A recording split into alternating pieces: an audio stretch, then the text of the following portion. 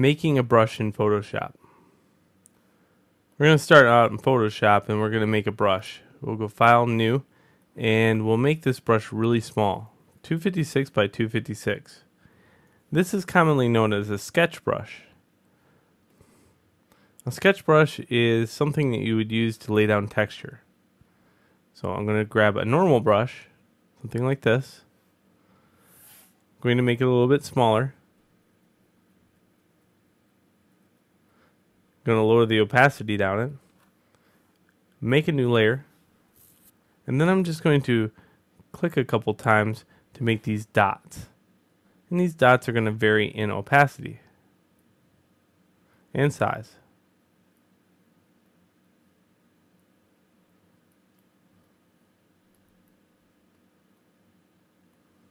You can even put dots within dots.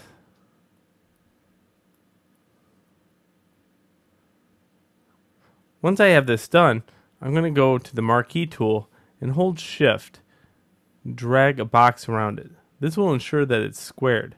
It must be squared or it will not work.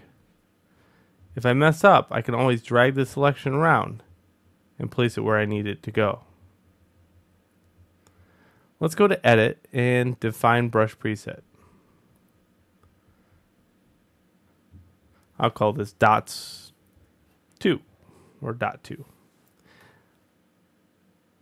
Now this was just a brush. Let's go into a new document that's a little bit higher in resolution, 2048 by 2048.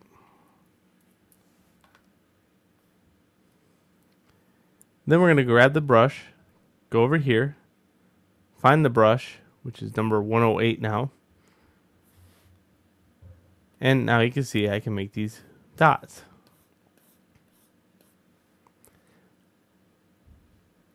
So the better thing is, you can also go into here to brush, and you can use all kinds of crazy stuff. Like you can go scattering and scatter these all over the place. You can do count and count millions of dots. I can use shape dynamics and do angle jitter on them so they spin around. The more I get, the slower it goes. But potentially, I can fill this whole document with dots within a matter of seconds. The point here is, this makes great background sometimes.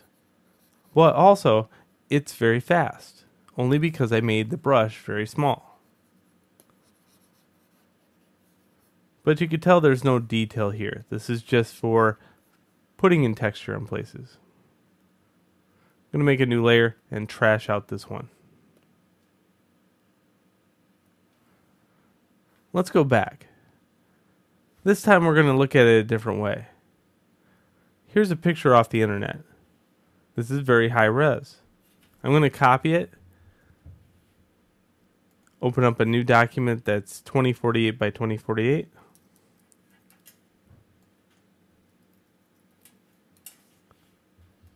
And paste it in there.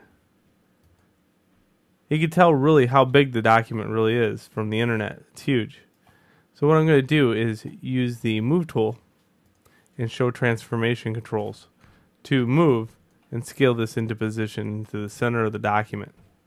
Remember, this document's squared. That's important. After it's in the center, I can then go Edit, Define Brush Preset. Let's go back to our scratch pad. This time I'll grab a brush and I'm going to grab the last brush, and you can see that I can make these all day long and they follow the same opacity and everything else. Okay. Let me fill the background so you don't feel too lost here. And I'll make a new layer. The advantages of having such an ornamental brush is the fact that you can stack different things on top of it. Take for instance this. I'll use white and I'll put something in the center. Now I know there's something there because I can turn this off. And if I double click this layer with white, I can go to stroke. And now I have this. If I go to stroke, I can also turn up the amount of stroke, leaving me with this. So this is a brush, and now it has an outline just by using white. Also, you can go into Window Brush. Instead of having them so close, you can go to Brush Tip Shape and adjust the spacing. If I adjust it here, the tips looks like they're going to touch. This will allow me to close this out, shrink the brush down, click, then hold Shift and click, and I make a row. Now if this row was on a new layer, could you imagine what I could do with it? Let's try it out. Again, let's make it so you hide the background just for a second. Click, hold Shift and click, and I make a row. It's really hard to see, but if you double click here and go to stroke, you can make some very, very fine ornamental designs. Almost too fine to see, but there they are.